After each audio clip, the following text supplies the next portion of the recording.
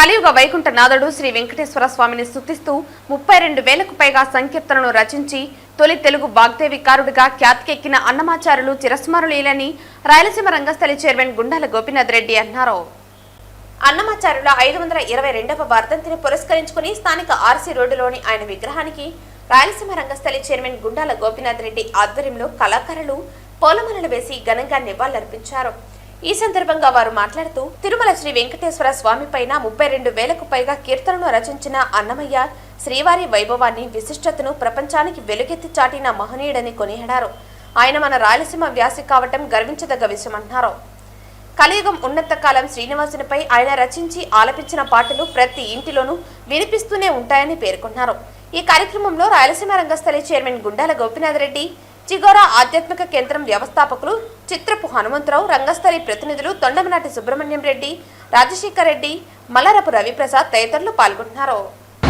ఈరోజు తొలి తెలుగు వాగ్గేయకారుడు, పద కవిత పితామహులు వెంకటేశ్వర స్వామికి భక్తుడు శ్రీ తాళపాక అన్నమాచార్యులు గారి వర్ధంతి సందర్భంగా స్థానిక రేడియో స్టేషన్ వద్ద అన్నమయ్య కోడెల్లోని ఆయన విగ్రహానికి పుష్పాంజలి ఘటించి ఘన నివాళి అర్పించాము.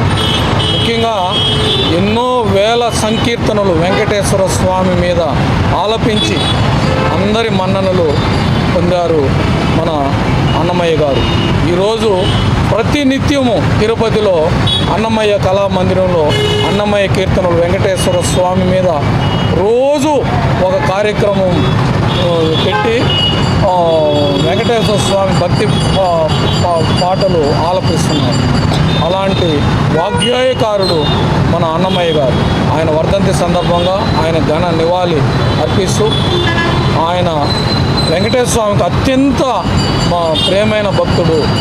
వెంకటేశ్వర స్వామి కీర్తనలు మనం రోజు వింటున్నామంటే వేల కీర్తనలు అన్నమయ్య గారు పాడినవే.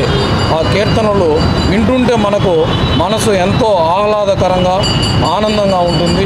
ఈరోజు అన్నమయ్య గారి వర్ధంతి సందర్భంగా ఆయనకి నివాళులర్పిస్తుంది.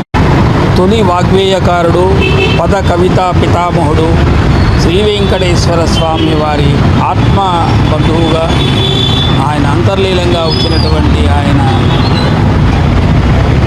ప్రియ శిష్యులలో ఒకడిగా అనేక వేల సంకీర్తనలు రచించి పద కవితా పితామహుడుగా పేరెన్నికగాంచినటువంటి అన్నమయ్య ఈరోజు వర్ధంతి కార్యక్రమం వారి హాస్య విగ్రహానికి పూలమాల వేసి పుష్పాంజలి ఘటించడం జరిగింది.